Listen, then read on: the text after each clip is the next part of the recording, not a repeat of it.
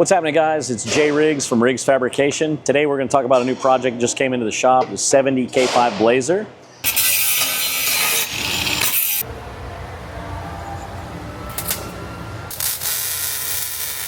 Hey guys, Jay Riggs, Riggs Fabrication, Fort Worth, Texas. We're looking at this update on the 1970 K5 Blazer.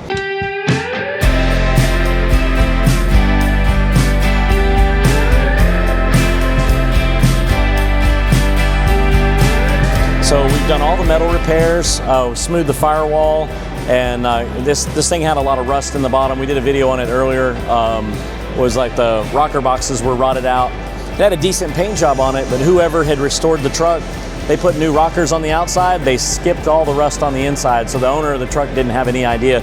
So needless to say, our estimate was off by a good bit, because once we opened everything up, had it sandblasted, there was a lot more rust than what we could see. But everything's been body worked, all the gaps have been done. This little gray mist is actually just guide coat, so when they start sanding, they're able to tell when they get that first layer on, and then they'll rub guide coat on after that.